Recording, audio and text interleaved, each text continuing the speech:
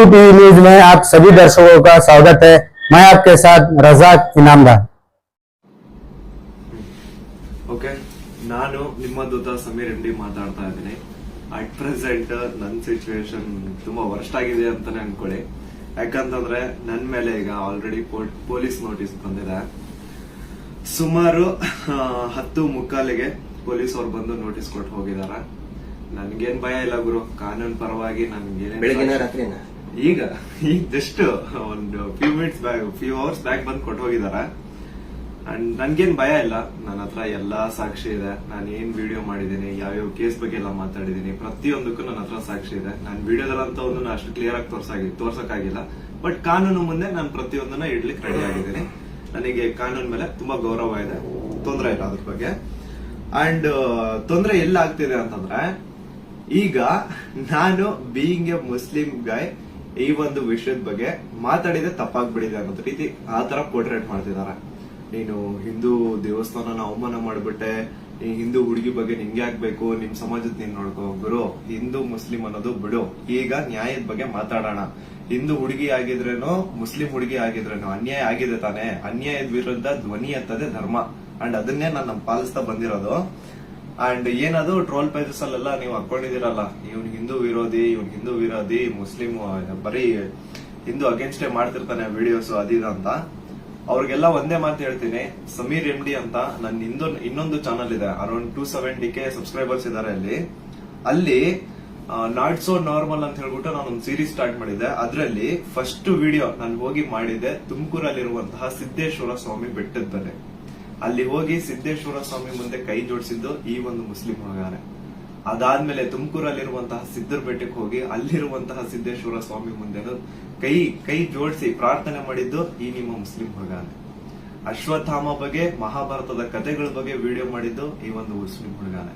ಬಾರ್ಬರಿಕು ಅಶ್ವತ್ಥಾಮದಲ್ಲಿದ್ದಂತಹ infamous character ಅವ್ರ ಬಗ್ಗೆನೂ ನಮ್ ಕನ್ನಡಿಗರಿಗೆ ತಿಳಿಸ್ಕೊಟ್ಟಿದ್ದು ಈ ಒಂದು ಮುಸ್ಲಿಂ ಹುಡುಗಾನೆ. ಸೊ ಇಲ್ಲಿ ಜಾತಿ ಧರ್ಮ ಅನ್ನೋದು ಬೇಡ, ಆಯ್ತಾ?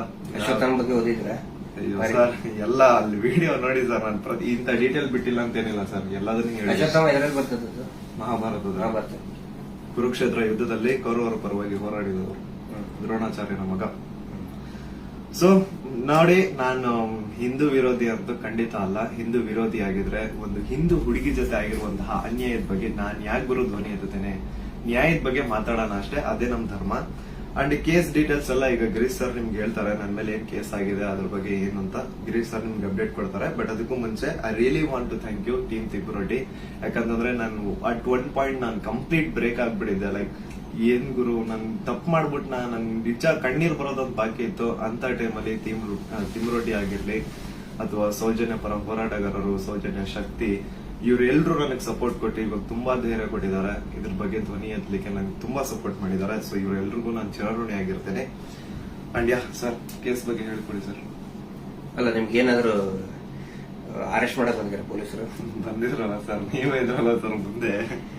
ಸೀದಾ ಎಂತ ಕೋಇನ್ಸಿಡೆನ್ಸ್ ನೋಡಿ, ಗಿರೀಶ್ ಸರ್ ನಮ್ ಮನೆಗ್ ಬಂದ್ರು. ನಾನು ಹೇಳ್ದೆ, ಸರ್ ನನ್ ಕೈಲಿ ಆಗ್ತಿಲ್ಲ, ನನ್ಗೆ ಹೆವಿ ಥ್ರೆಡ್ ಕಾಲ್ಸ್ ಬರ್ತಿದಾವೆ, ನೀವು ಪ್ಲೀಸ್ ಬನ್ನಿ ನಮ್ಮ ಮನೆಗೆ ಅಂತ ಹೇಳ್ಬಿಟ್ಟು ಅವ್ರಿಗೆ ಲೊಕೇಶನ್ ಕಳಿಸಿ ಇವ್ರು ಬಂದ್ರು ಅಂತ ನೀರ್ ಕುಡಿತಾ ಒಂದ್ 10 ಮಿನಿಟ್ಸ್ ಮಾತಾಡ್ತಾ ಕೂತಿದೀವಿ.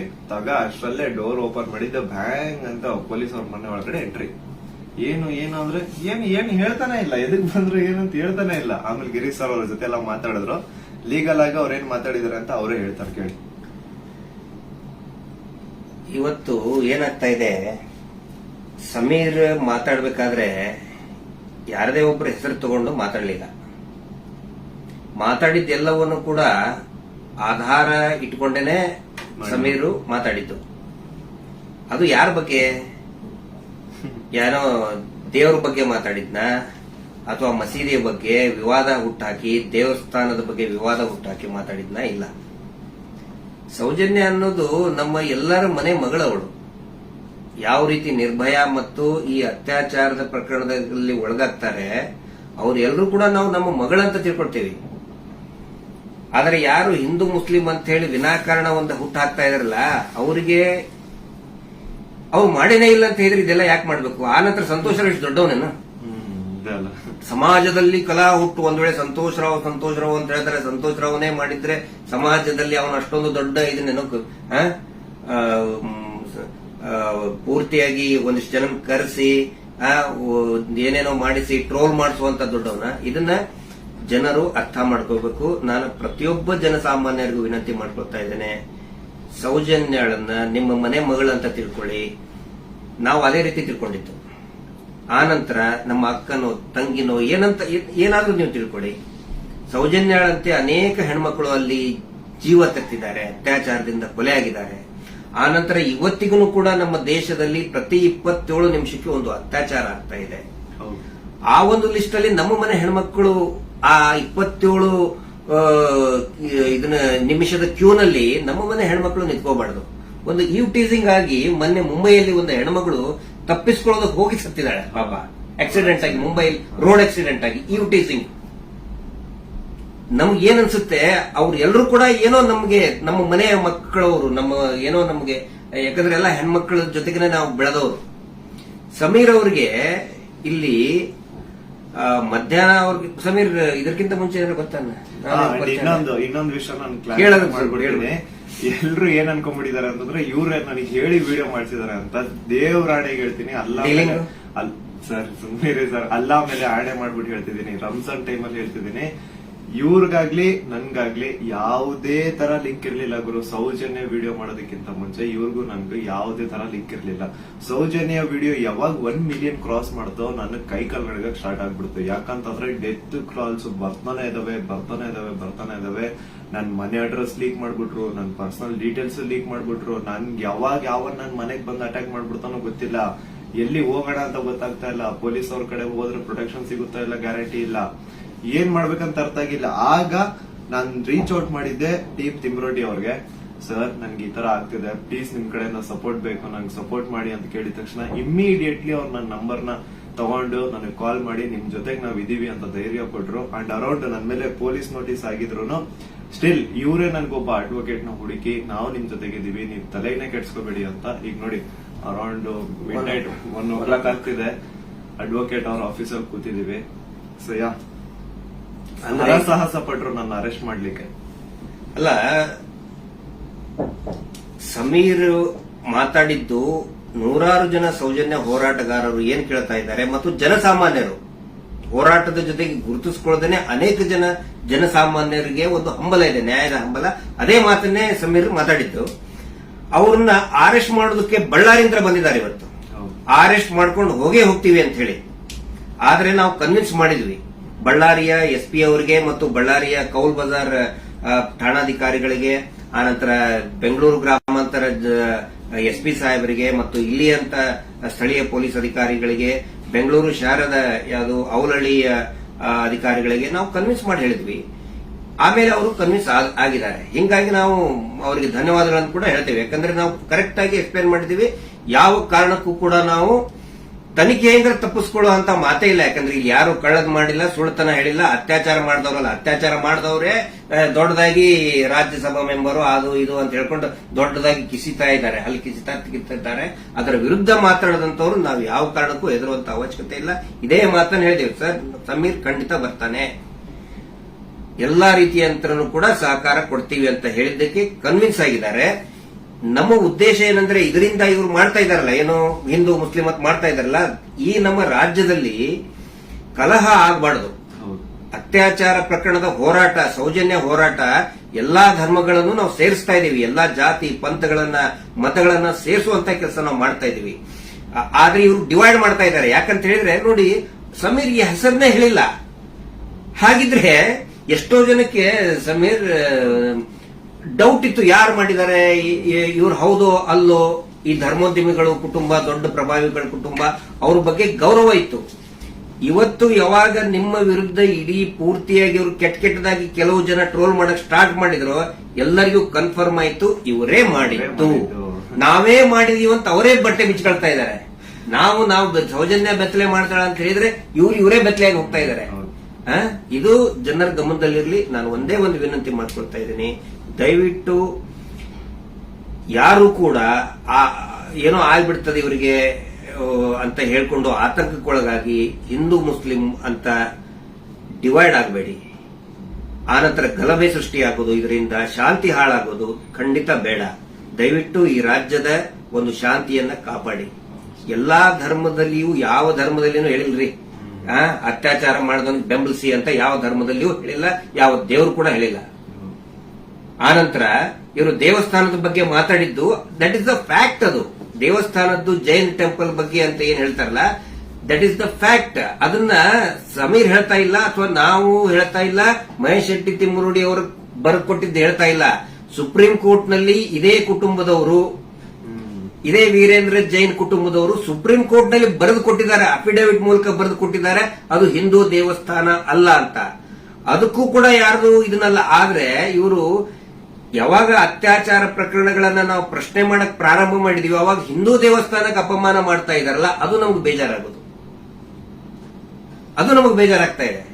ಆ ಒಂದು ಮಂಜುನಾಥ ಸ್ವಾಮಿಯ ದೇವಸ್ಥಾನವನ್ನೇ ಪೂರ್ತಿ ಇದು ದೇವಸ್ಥಾನನೇ ಅಲ್ಲ ಅಂತ ಸುಪ್ರೀಂ ಕೋರ್ಟ್ ನಲ್ಲಿ ಬರೆದಿದ್ದಾರೆ. ಅದಕ್ಕೆ ಸಮೀರ್ ನೀವು ತಲೆ ಕೆಡಿಸ್ಕೋಬೇಡಿ. ಏನೇನು ನೀವು ಮಾತಾಡಿದಿರಿ ಪ್ರತಿಯೊಂದಕ್ಕೂ ಕೂಡ ದಾಖಲೆ ಇದೆ. ಯಾವುದು ಕೂಡ ಊಹಾಪೋಹ ಮಾಡ್ಕೊಂಡಂತದ್ದಲ್ಲ. ನನಗೂ ಕೂಡ ಸಮೀರ್ ಯಾವ ರೀತಿ ನನ್ನ ಮಹೇಶ್ ಶೆಟ್ಟಿ ತಿಮ್ಮರುಡಿ ಅವರಿಗೆ ಸೌಜನ್ಯ ಪರಿಚಯ ಮಾಡಿದ್ಲು, ಯಾವ ರೀತಿ ಸೌಜನ್ಯ ಕುಟುಂಬಕ್ಕೆ ಪರಿಚಯ ಮಾಡಿದ್ಲು, ಈ ಒಂದು ಹೋರಾಟ ನಮ್ಮೆಲ್ಲರನ್ನು ಕೂಡ ಒಗ್ಗೂಡಿಸ್ತಾ ಇದೆ.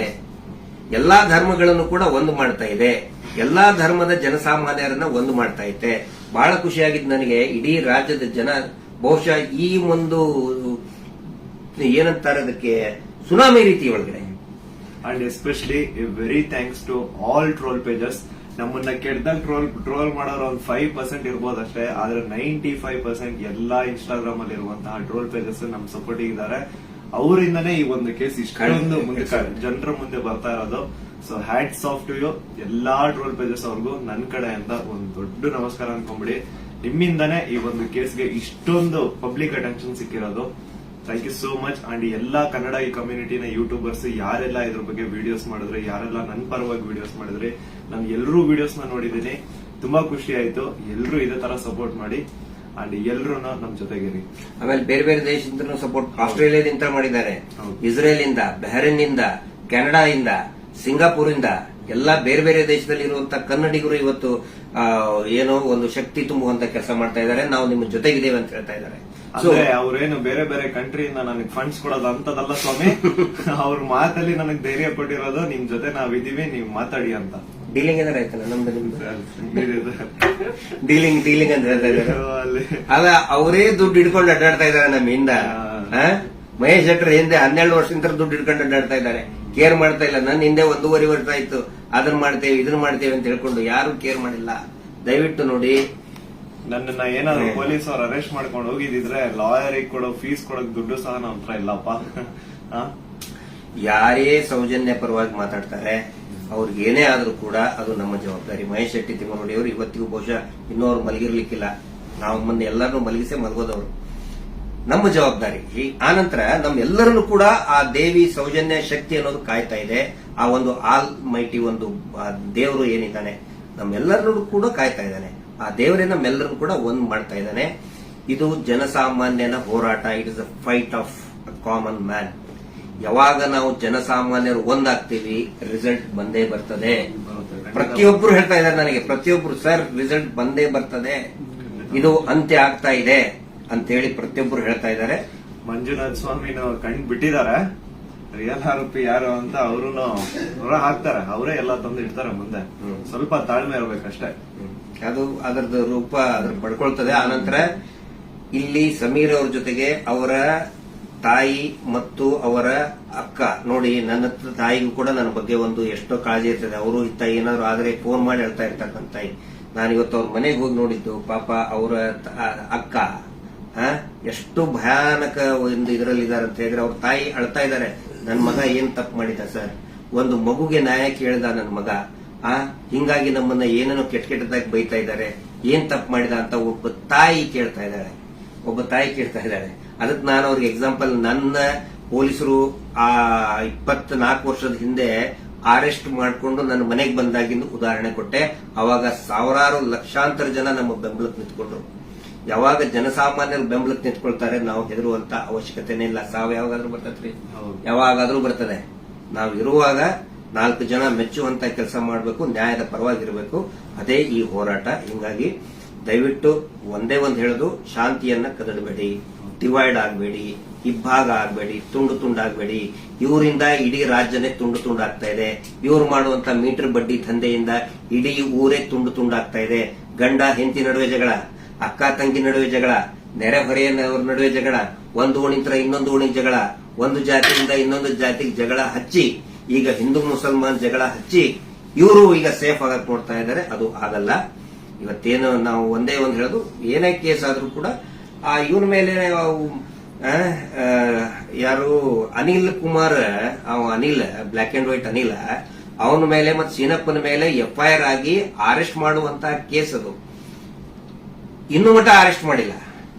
ಸಮೀರ್ನ ಅರೆಸ್ಟೇ ಮಾಡಬಾರ್ದು ಆ ಪ್ರಕರಣದಲ್ಲಿ. ಸುಪ್ರೀಂ ಕೋರ್ಟ್ ನ ಡೈರೆಕ್ಷನ್ ಇದೆ, ವಿದಿನ್ 7 years ಅರೆಸ್ಟ್ ಮಾಡಬಾರ್ದು ಅಂತೇಳಿ. ಆದ್ರೂ ಕೂಡ ಇವತ್ತು ಬಳ್ಳಾರಿ ಹತ್ರ ಬಂದಿದ್ದಾರೆ. ಬಟ್ ಫೈನಲಿ ಎಸ್, ಪೊಲೀಸ್ ಆಫೀಸರ್ಸ್ಗಳು, ಹಿರಿಯ ಅಧಿಕಾರಿಗಳು ಒಪ್ಪಿದ್ದಾರೆ. ಸೊ ನಾವು ಸಹಕಾರವನ್ನು ಕೊಡ್ತೀವಿ.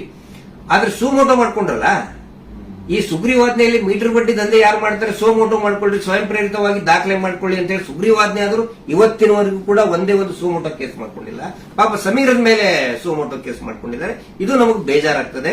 ಈ ಎಲ್ಲಾ ವಿಷಯಗಳನ್ನ ನಾವು ಜನರ ಮುಂದೆ ಇಡ್ತಾ ಇದ್ದೀವಿ. ಸಮೀರ್ ಪೊಲೀಸ್ ಸ್ಟೇಷನ್ಗೆ ಎನ್ಕ್ವೈರಿಗೆ ಹೋಗ್ತಾರೆ, ಆ ವಿಚಾರಣೆಗೆ ಹೋಗ್ತಾರೆ. ಆದ್ರೆ ನಾನ್ ಹೇಳ್ತಾ ಇರೋದು, ಈ ಶೀನಪ್ಪ, ಅನಿಲ್ ಕುಮಾರ್ ಮತ್ತು ಈ ಕೊಲೆಗಡಕರು ಕೂಡ ಅರೆಸ್ಟ್ ಆಗಲೇಬೇಕು. ಧರ್ಮೋದ್ಯಮಿಗಳು, ಅವರ ತಮ್ಮ, ಅವರ ತಮ್ಮನ ಮಕ್ಕಳು, ಅತ್ಯಾಚಾರಿಗಳು ಅರೆಸ್ಟ್ ಆಗಲೇಬೇಕು. ಅದಾಗಲಿಲ್ಲ ಅಂತ ಹೇಳಿದ್ರೆ ಈ ದೇಶದ ಸಂವಿಧಾನನೇ ಇಲ್ಲ, ಈ ದೇಶದಲ್ಲಿ ನ್ಯಾಯಾಂಗ ವ್ಯವಸ್ಥೆನೇ ಇಲ್ಲ ಅನ್ನೋ ಒಂದು ಮಾತನ್ನ ಪ್ರತಿಯೊಬ್ಬ ಜನಸಾಮಾನ್ಯರು ಕೂಡ ಕೇಳಬೇಕಾಗ್ತದೆ. ದಯವಿಟ್ಟು ಕೊನೆಯದಾಗಿ ರಾತ್ರಿ ಎಷ್ಟು 1:10 ಆಯಿತು. ಇದನ್ನ ಟ್ರಾನ್ಸ್ಪರೆಂಟ್ ಆಗಿ ನಾವು ಜನರ ಮುಂದೆ ನಾವು ಇಡಬೇಕಾಗುತ್ತೆ. ಸಮೀರ್ ಅವರ ತಾಯಿಗೆ, ಅವರ ಕುಟುಂಬದವರಿಗೆ, ಅವರ ಅಕ್ಕನಿಗೆ ಮತ್ತು ಇಡೀ ಅವರ ಎಂಟೈರ್ ಫ್ಯಾಮಿಲಿಗೆ ತಮ್ಮೆಲ್ಲರ ಒಂದು ಸಹಕಾರ ಇರಲಿ. ಸೌಜನ್ಯ ಹೋರಾಟಕ್ಕೂ ಕೂಡ ಇದೇ ರೀತಿಯಾದಂತಹ ತಮ್ಮ ಜನಸಾಮಾನ್ಯರ ಒಂದು ಬೆಂಬಲ ಇರಲಿ ಅಂತ ಹೇಳಿ ಇವತ್ತಿನ ಲೈವ್ ಅನ್ನ ಮುಕ್ತಾಯ ಮಾಡ್ತಾ ಇದ್ದೀವಿ. Justice for Soujanya.